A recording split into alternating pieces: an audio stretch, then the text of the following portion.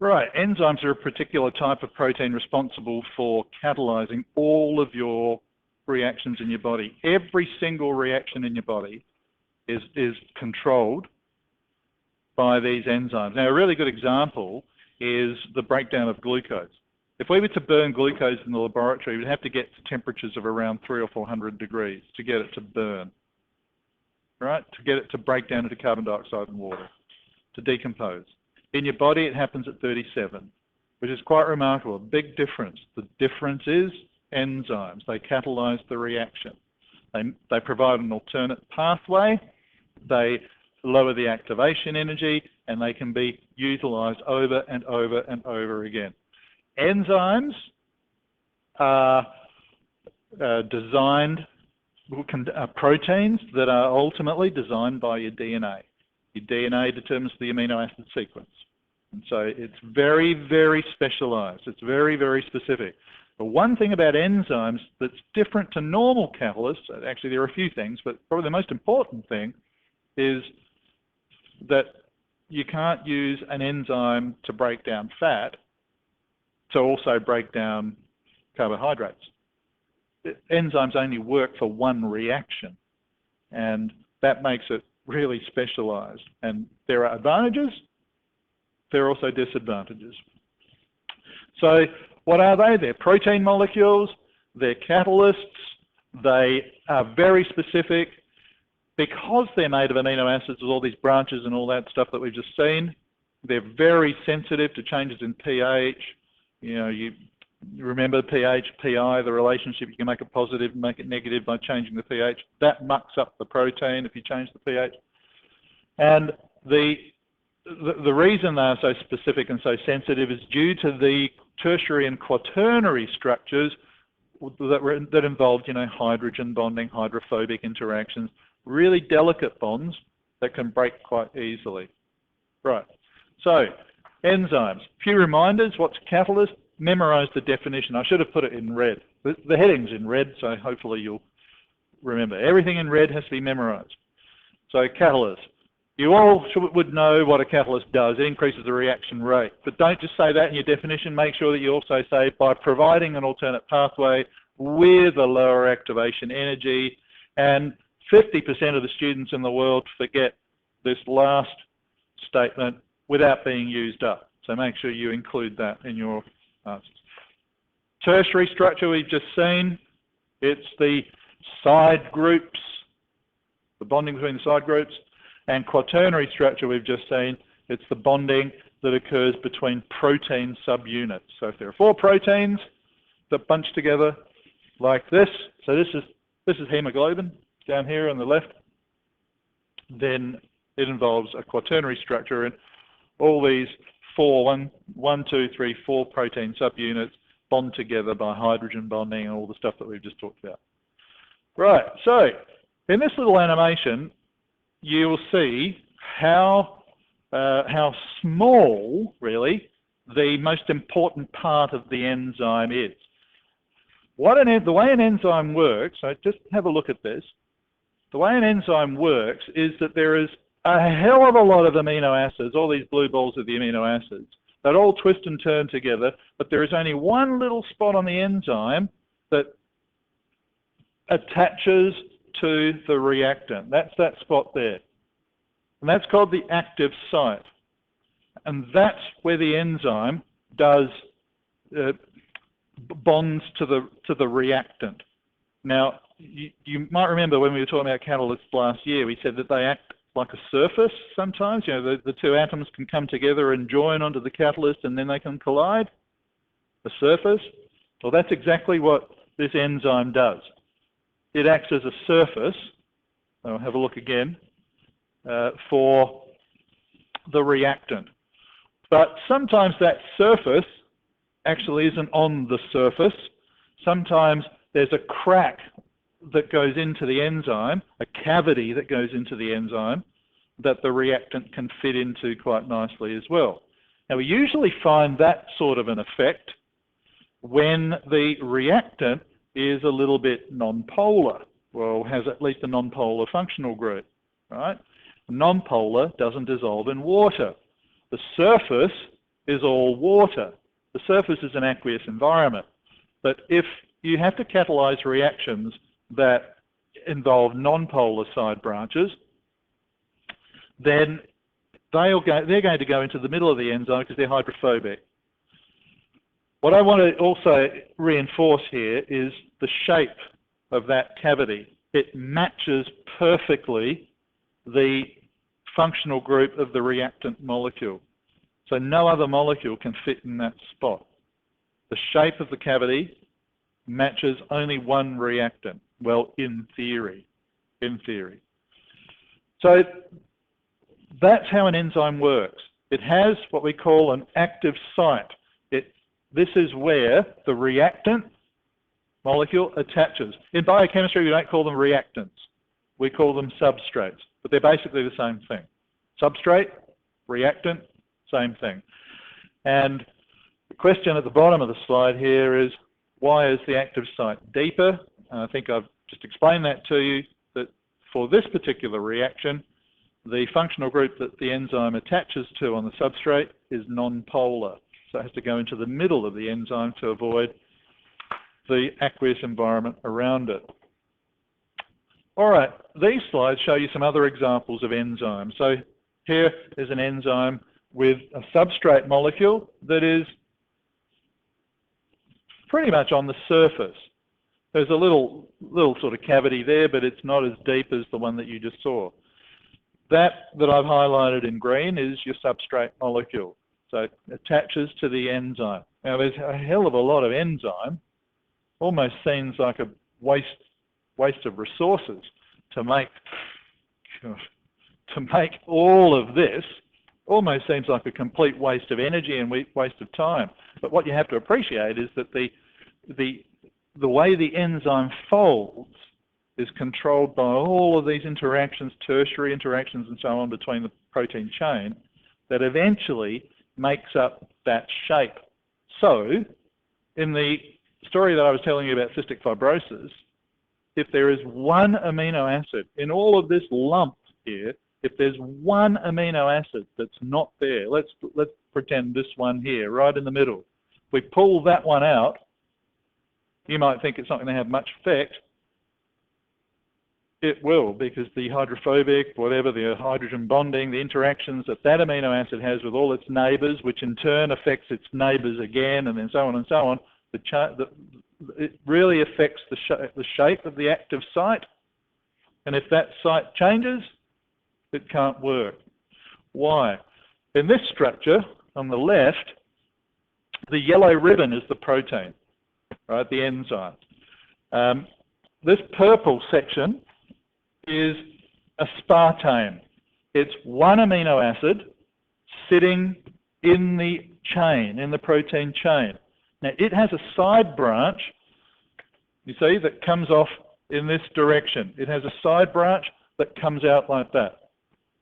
That side branch is perfectly aligned with the molecule here that I'll just highlight in red, perfectly aligned with that molecule. That's the substrate. And so between the two ends, an interaction can occur between them.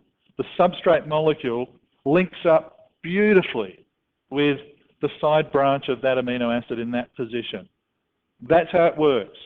And if we change this ever so slightly, then the geometry alters, it can't attach. And the substrate might not attach firmly or never attach at all, and so it can't catalyze the reaction. Right? So even one amino acid can make a big difference. This substrate molecule is in fact attached by 4 amino acid side branches. And so it's really only 4 little bonds that hold that substrate. So there's this one, there's this bond here, there, another bond that's difficult to see, and a third one, all in that same position. So there's 1, 2, 3, 4 amino acids from the protein that send off their side chains to link up with the substrate perfectly. So the moral of the story is it's highly specialized, highly sensitive, really therefore really prone to any changes. If the angles change just a little bit, it doesn't work very well. Okay, so that's how the substrate attaches. So you know that enzymes help the reaction to proceed. So big deal, if it attaches, how does that help? It doesn't actually help the reaction proceed yet. But the theory that we have for the way the reactions proceed is this. It's called the induced fit model. The old theory was the lock and key mechanism, where just like, you know, a lock and a key, so this is the lock and the key fits into the lock perfectly, perfectly. The lock never changes shape, the key never changes shape, perfect. That's almost right. Our understanding now is that things change a lot, actually, or, well, you can be the judge. Watch this. The enzyme's in purple. Look at the enzyme shape. See how it changes. As the substrate approaches, see how the enzyme changes shape.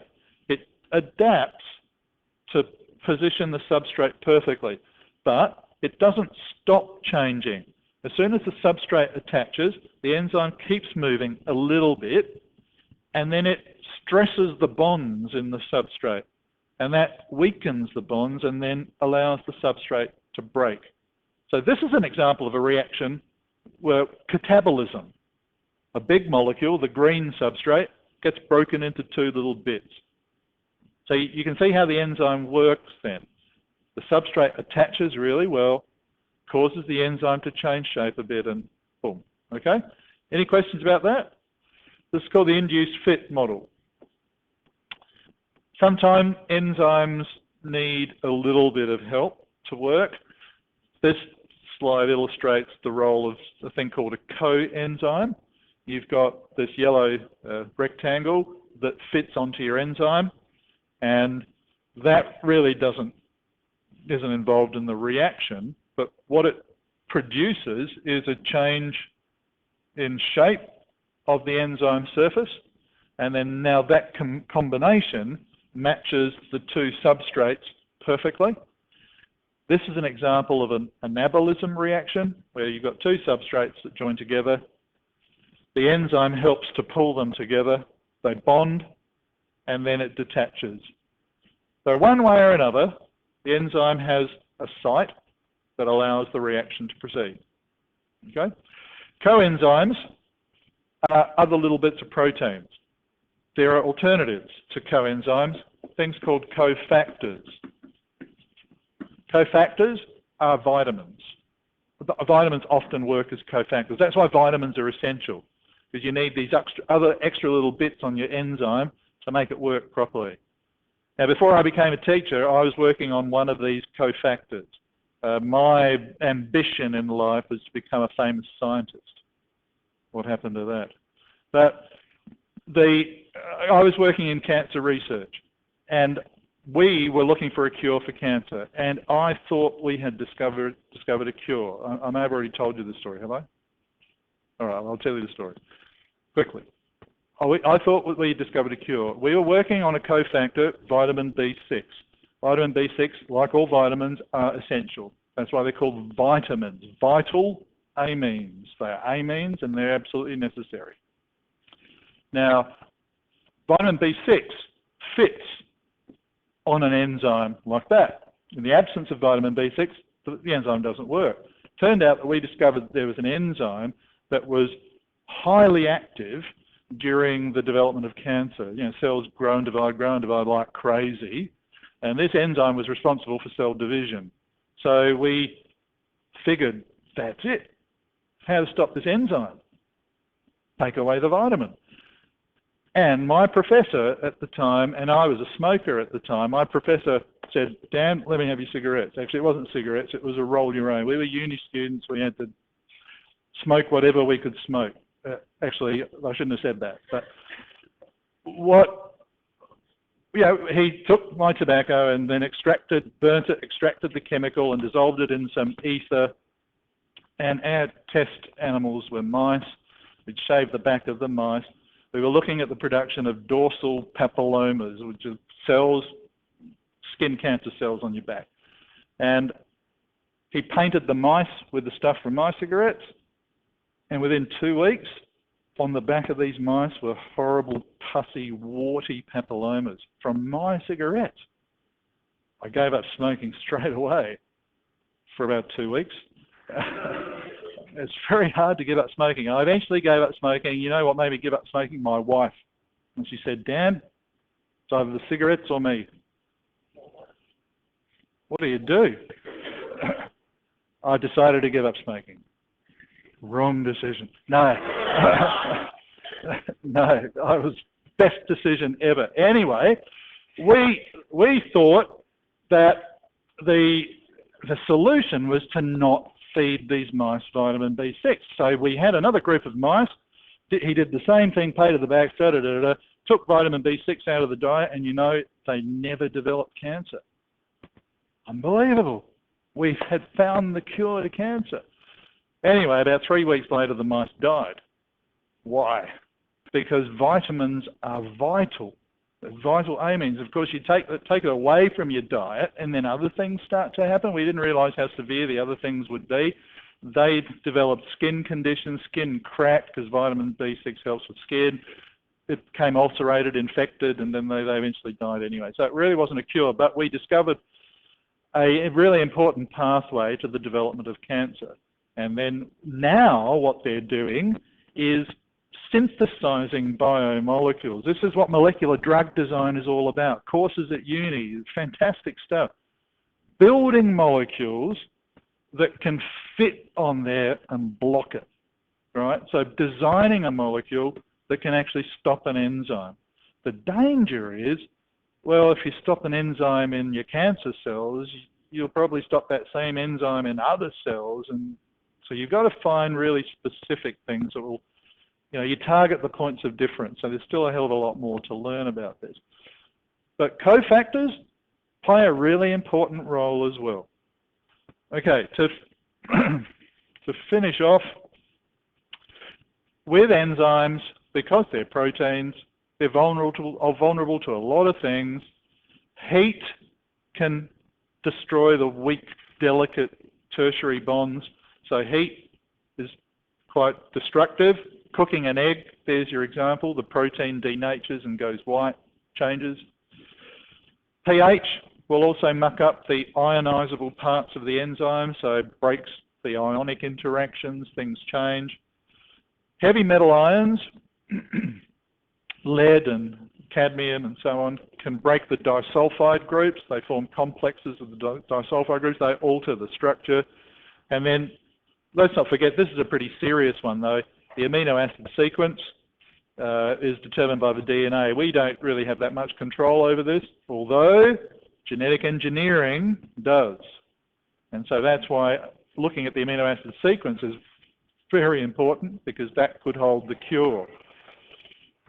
We'll leave it at that for today. We'll finish off, not much more next time. Next week, be prepared for your IAs, and next lesson, of course, your test.